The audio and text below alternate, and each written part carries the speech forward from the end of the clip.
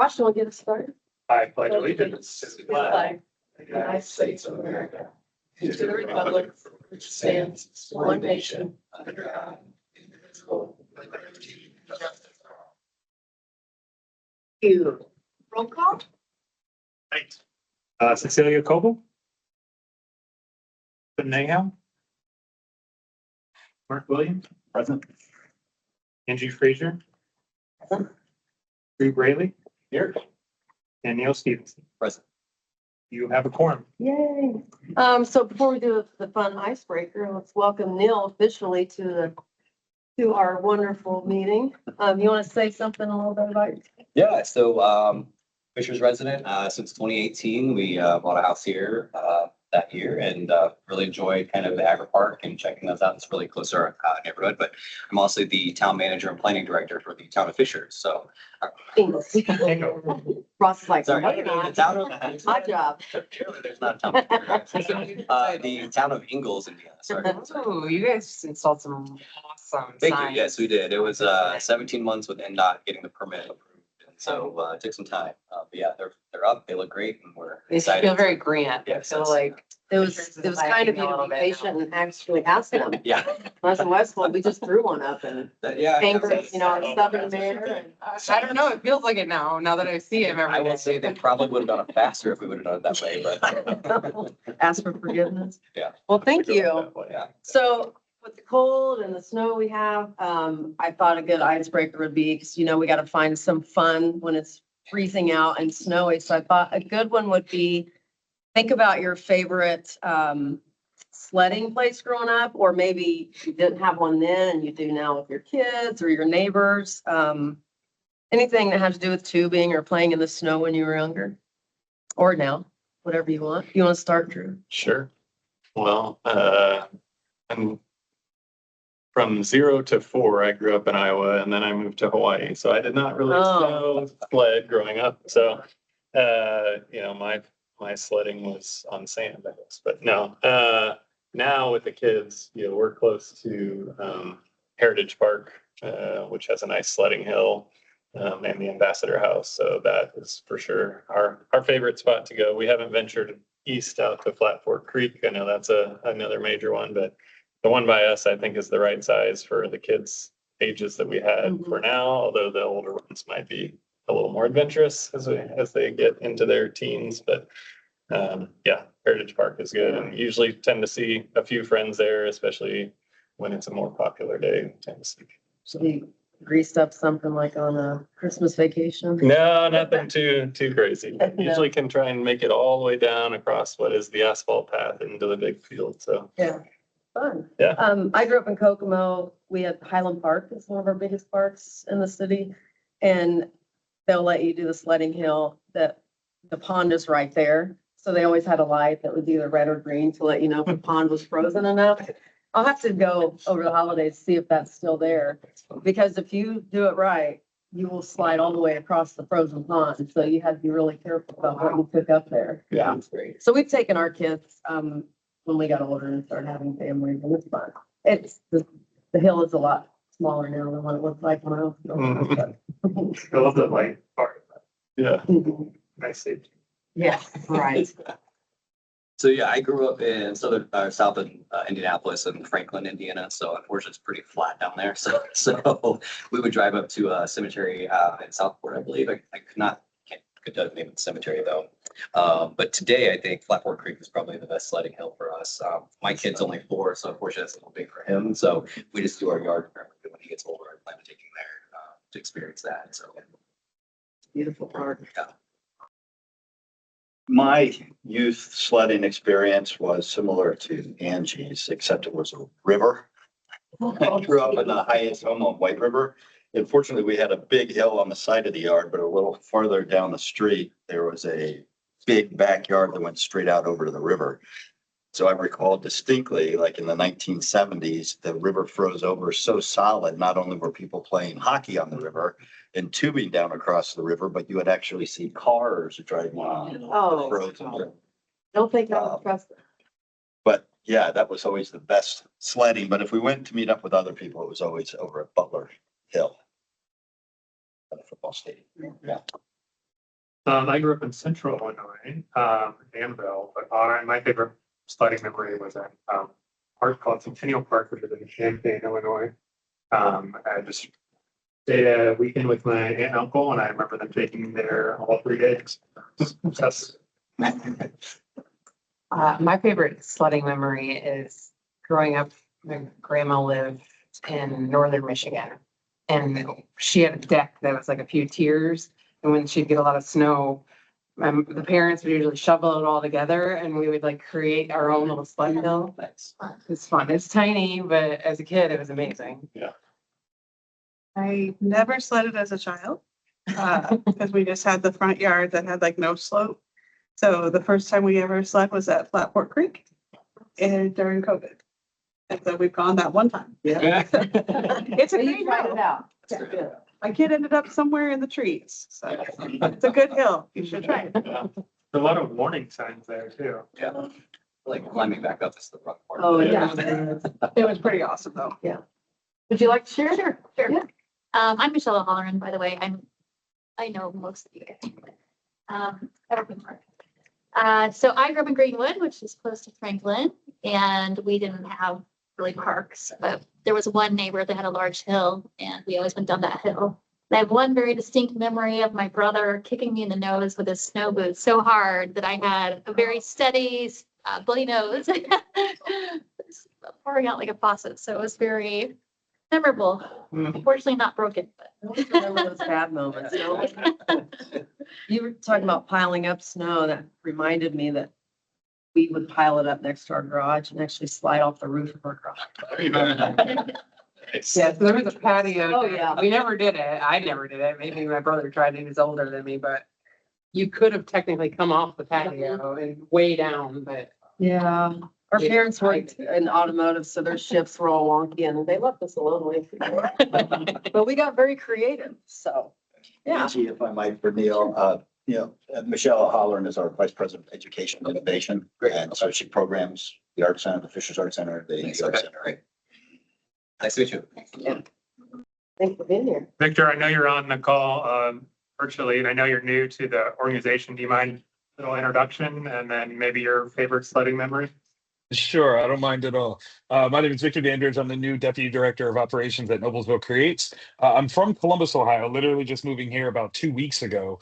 My favorite sledding opportunity, there was a high school that I grew up near, and they had an amazing hill that ordinarily you never paid attention to it, but in the wintertime, it had just the right slope to it that I attracted the entire east side of Columbus to come and slide down it. And you talk about a lot of kids who normally would not indulge in winter sports, having an absolute blast. The snowball fights were amazing, and the sledding was epic.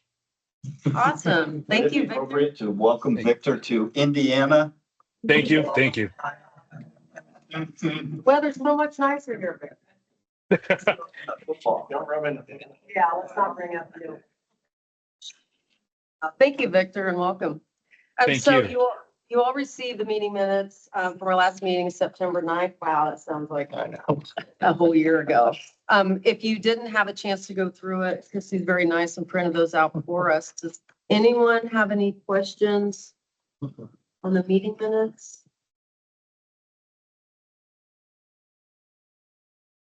I will take a motion to approve the meeting minutes from September 9th. So move.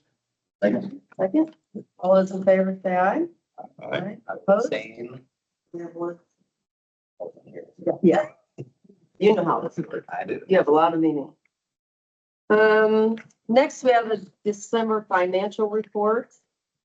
Anyone have any questions? Do you want conversation on the financial report? Brief on this has remained unchanged since the last time you guys saw it.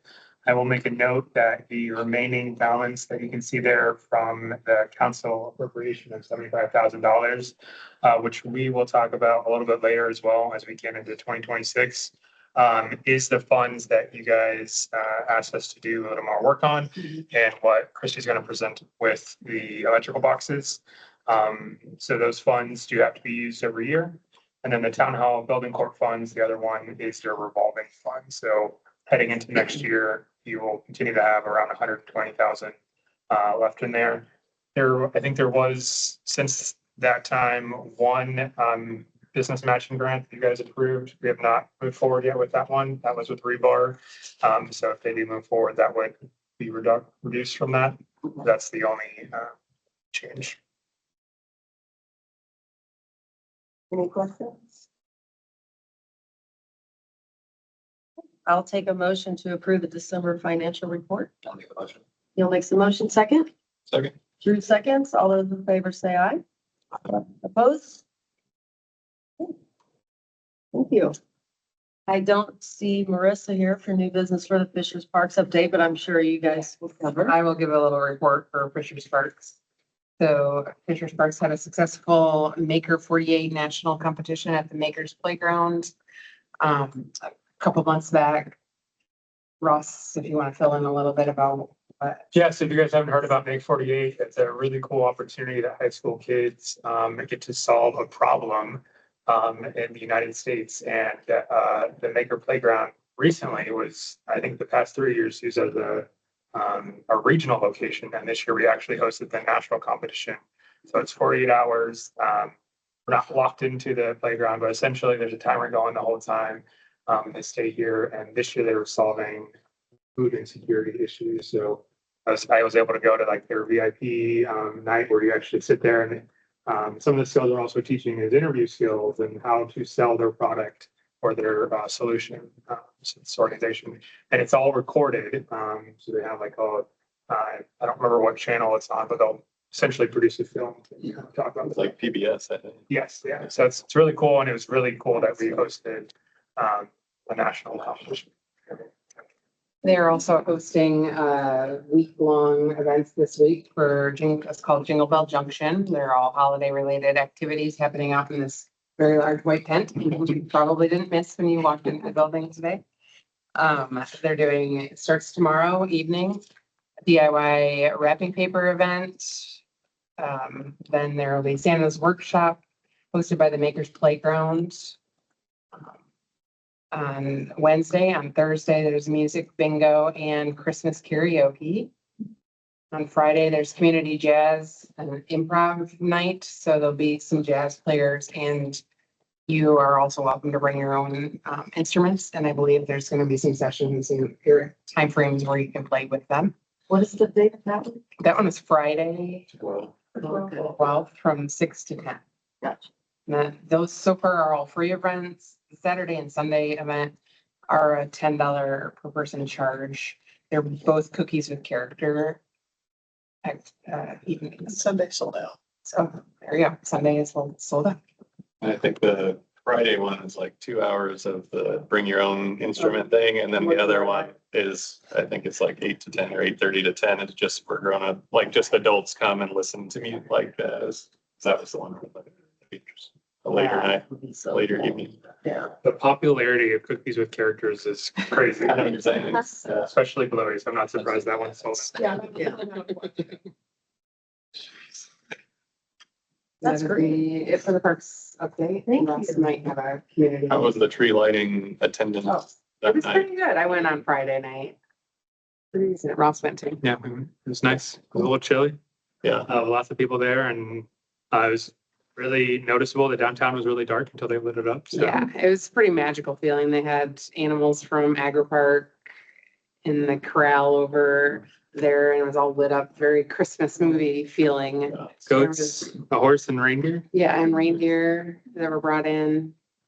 And ice carvers and the ice carvings are downstairs in the breezeway now. If you didn't see them when you walked in. Kind of felt like a Hallmark movie. No, bet. I love the lights. I couldn't wait for that. Yeah. I love Yeah, seeing out that here, it's every year. It's so Yeah. pretty. And I was telling Christy on the way in, I'm like, oh, those ice sculptures. are awesome. Like, that's an upside to it being this cold. We're gonna stay creative down there. Yes, thank you for that. Community public relations update. Yes, so Ashley and Samantha are not here, but I did get a bullet pointed list. So they came to you, I think, earlier this year or late last year about some projects along the Nickel Plate Trail. So we've had a season with 2 of them. So there is a mural and projection video piece that's under the pedestrian bridge that was successful.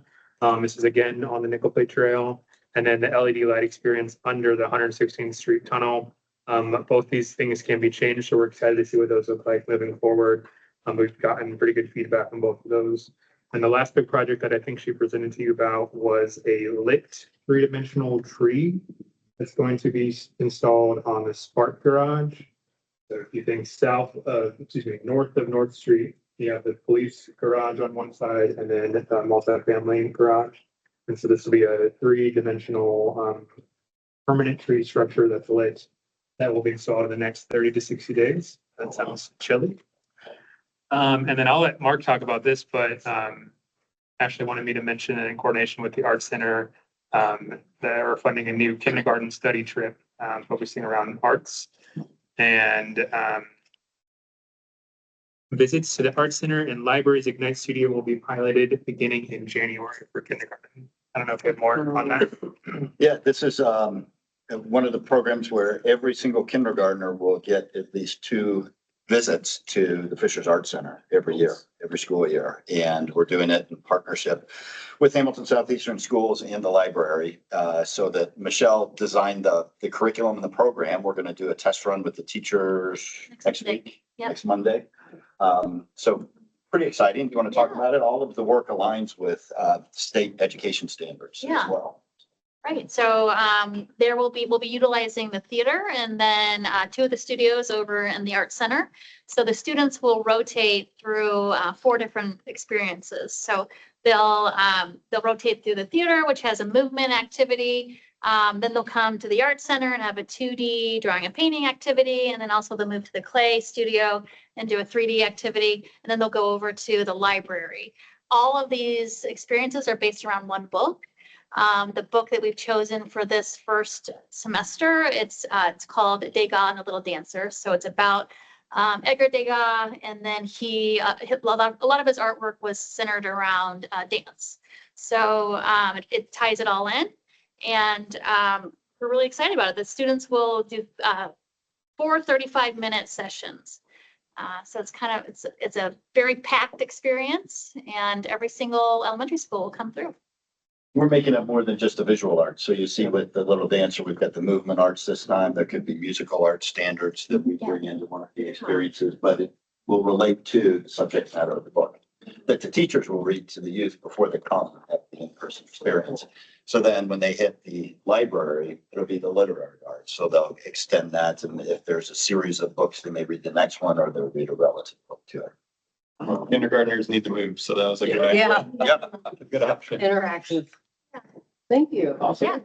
So we're excited about that, but there's even a little bit more, if I may, for this group. And that is we're starting a high school internship program, which is part of the new state diploma requirements. If you want to get the honors diploma, you have to have an internship experience. A lot of the arts and culture sector is not set up for that. So we are really at Fishers Art Center getting out ahead of everybody else. I mean, the rest of the communities are all talking still about, how do we do this? Who else has done it? And, Michelle's got a plan in place and we'll be doing it beginning in January. Oh, wow. You're in Fisher, so. You want to talk about that? Sure. Yeah, so with the new diploma requirements, there's a very large push towards work-based learning opportunities for students.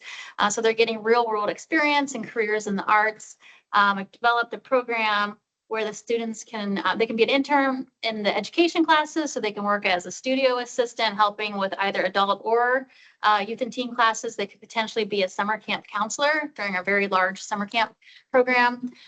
They can do that. They can work in our gallery and learn about how do you curate an exhibition? How do you handle artwork? They could potentially create different digital components that'll go along with the exhibition. Also, they can intern in the theater and learn about AV equipment, everything that goes on in there. Marketing is a big area too that they'll get experience in. So there's lots of different opportunities, and we hope to expose all the students to work-based careers in the arts.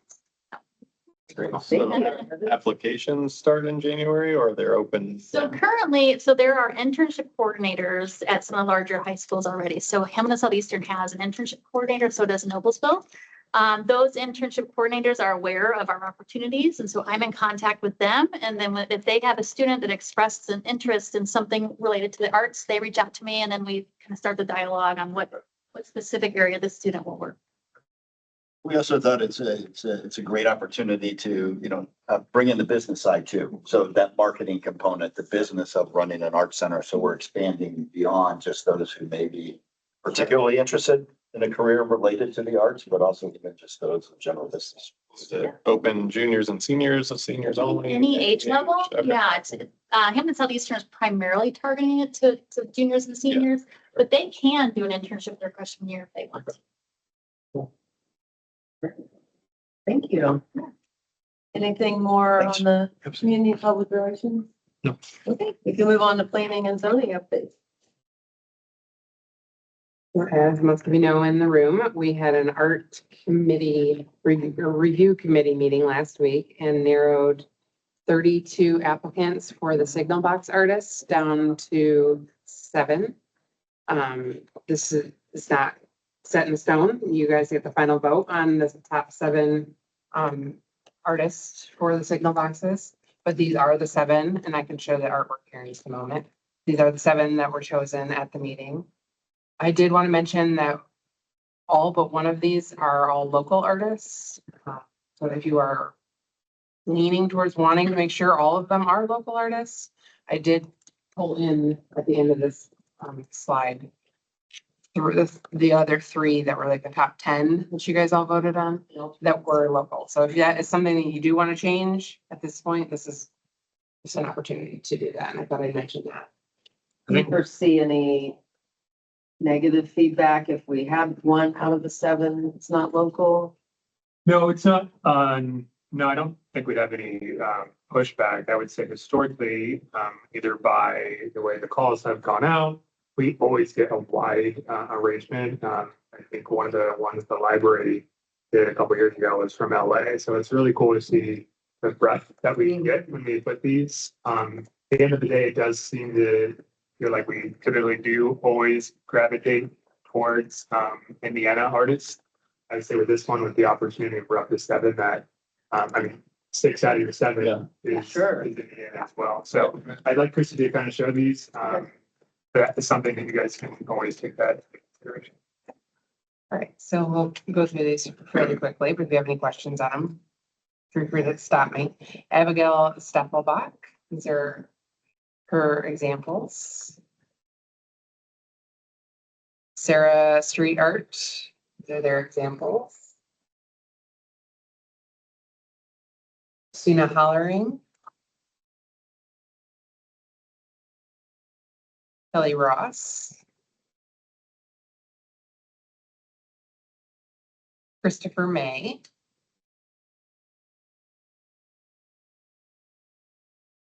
Liz Hamstra. And Xavier Gray. So another kind of reminder in general is we just put out a call. So this is a request for qualifications. So they're not showing us what they're going to do or what their design is. We didn't ask for any work to be done for this. So you did see some that had electrical boxes in it. So that's just another project they did somewhere else. So really this is them showing their portfolio. So once you guys decide on who we're going to choose, we have the next step of working with them on designing what that looks like, locating which of the 7 locations that either they would prefer or the city would prefer. You guys are happy to be involved in that as well. So again, these are just kind of us taking a peek into what their portfolio would look like, and what ours could be. I know, Drew, you were at the meeting. I'm not sure if you were there as well. Is there anything you want to add to this? I was impressed with the breadth of talent and There the was a lot. volume of submissions. It was really inspiring to see that pool. Difficult to narrow it down to 7. It was, but I think we also ended up with like a top 10. Like we were all pretty close in what we wanted. It wasn't like there were 17 that we had to then keep going down to. So I think there was a pretty good agreement on the group, on a much smaller group to get to where we were. So yeah, the number was great. Yeah. And the way that Christy packaged everything made it infinitely easier. So again, thanks for Oh, doing yes, that. that was great. I could even look through all of them on my phone. That's the other thing. They were doing zoom in. Did you, Jill? There's a lot of talent out there. There Yeah. were, I mean, that was there were a lot of great options and I love the ones that you chose. I think those were great places. So anything else you want to add? Neil, do you have any questions? So I think everyone for the submissions, the packets were great. The submissions were great. I think we've got a lot of great opportunity here. So So we'll just, And a bench of future potential contacts for other opportunities too, was the nice part. so I will take a motion to approve the top 7 that were chosen by the committee, for the Signal Box artists. second. Okay, all those in favor? That was a move by Mark. Yeah. And a second by Neil. Yeah. Okay, sorry. Mark. All those in favor, say aye. Aye. Opposed? All right. Motion carries. Creative Council update. So we met in November. Just kind of filled folks in on the conversation I had with Fishers YMI, which is, or FYI, Fishers Youth Initiative, for the program that the Creative Council wanted to make, which was making their own mentorship program for the gig economy. We figured if we aren't going to be able to work with FYI and how they manage their program because all their stuff needs to be done during the school day and can't be focused specifically on mentoring for a specific role. Like it just has to be a general kind of big brothers, big sisters kind of mentoring position. So we would have to develop our own. And we were kind of waiting to see if there would be any grant program for this year to be able to fund that because as gig artists, they don't have a regular 9 to 5 to clock into to then cover that time. So that's kind of where that has staled at the moment. That's all we have on Creative Council. And I'll make a note. I mentioned this earlier in the financial report. So the mayor's breakfast this year for arts and culture, like some of you were included in that, definitely invited. Focus extremely on our HSC school system and our educators and what opportunities the city can partner with them, incorporate in the arts center, all of those things kind of wrapped together.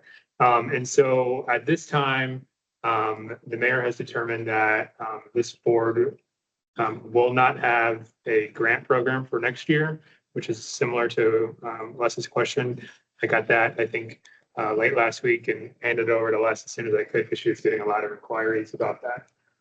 Instead, the opportunity, those funds that council has set aside will likely go to, it is not a teacher in residency, but some equivalent counterpart that could work with the Arts Center and the school district together. So Ashley is really kind of taking in charge on that. And she has a quick list from the mayor.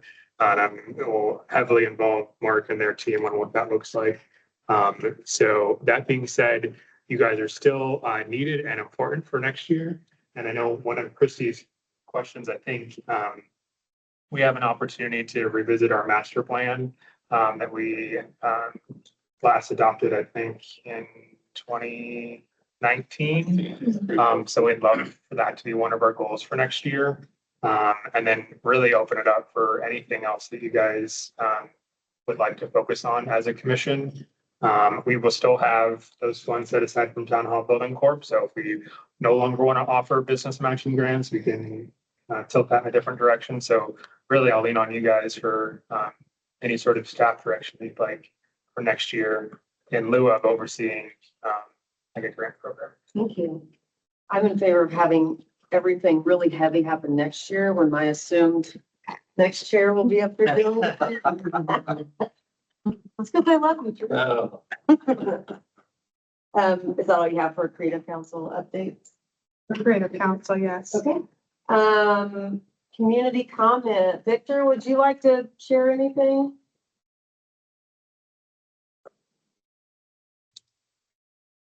We do have an amazing project coming up in January. Our Comic Book in a Day event is coming back to the Ignite Studios at the Hamilton East Public Library in Fisher. We also have an amazing VIP event leading up to that. That's going to be the weekend of January 16th and 17th. We are bringing in 4-time Emmy Award winning host Joe Wose who is the host of Cartoon Academy, a wonderful show on PBS, to do some fun on-site projects at the VIP event. And we've got some very talented comic creators that are going to be on site for the Comic Book in a Day event that Saturday that are going to be guiding everyone that's participating, from kids, adults, families, to creating their very first, hopefully not their only, published comic book work. And very excited to be leading the charge on that one. Great, thank you. Would you like Of to share? course. I'm sorry, say Yeah. that again. No, sorry. Hi, thank you. Thank you. Yeah, I mean, as we said, we've got all these projects in the works with Hamlin Southeastern. It's really exciting. So I look forward to seeing what comes with that. The kindergarten experience will start January 9th. That'll last the remainder of the spring semester, and then starting in the fall, the students will come once in the fall and once in the spring. Another point on the Fishers Art Center to share with the commission is that, last year was startup year for the Fishers Art Center. And this year we see our enrollment numbers in classes and programs almost double Oh, good. what they were last year. So it's trending in the right direction and, functioning like it should. That's good. Yeah. The program you guys are doing for the Arts Center for kindergarten, trying to remember when our kids were in kindergarten, if there was is this replacing a program that they had? Because I know each year they've got different things. Yeah, they So did not have there one. just wasn't one for kindergarten. Okay, perfect. That's great. Thank you. We have any announcements? Fishers Arts Council, Oh, separate from the Creative Council. gotcha. So the Arts Council, we had 3 events this month. The Winter Art Market's back for the 3rd year. So we have little flyers. That's, we had one last Thursday. We have one this Thursday and next Thursday. They're at Peacewater Winery. We also have Second Friday this month, this Friday coming up. And last month we did our second annual Dia de Muertos event.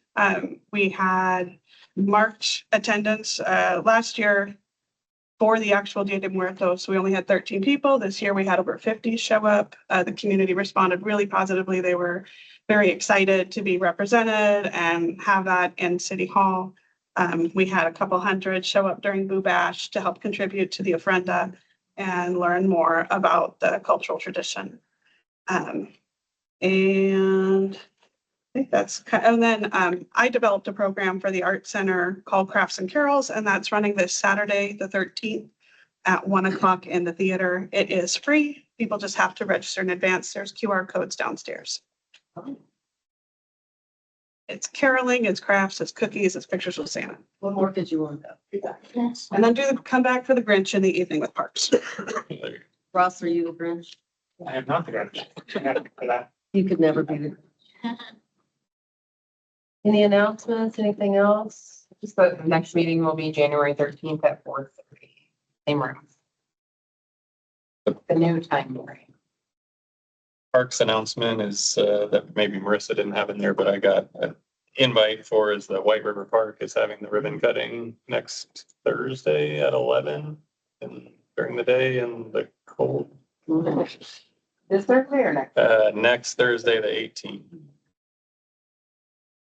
I'll be able to be there, but hopefully some. Why is it always in the cold? Because I feel like the groundbreaking. Yes, the groundbreaking was in I February. was gonna say, and they moved it Third once. day of. The third time, I was gonna say, they moved it the first time because of weather. Yeah, Just keep everyone on their toes, I guess. yeah. Anything else you want to share? Not from staff. Well, with that, I would take a motion to adjourn. That motion. Motion. Thank you. Thanks, Ed. Happy holidays, everyone. Everyone got their shopping done? Thank you. There. Nicely. Would anybody like a picture of that? Thank you, Victor. Thank you. Have a good night. Bye, Victor. Thanks. Sure. Would you like one? Thank Them you. too. Have them pass them around. Marketing. There we go. Drew's got a big office. Yeah. Yeah, we're moving this week though, so everyone's like throwing away all the random things and extra.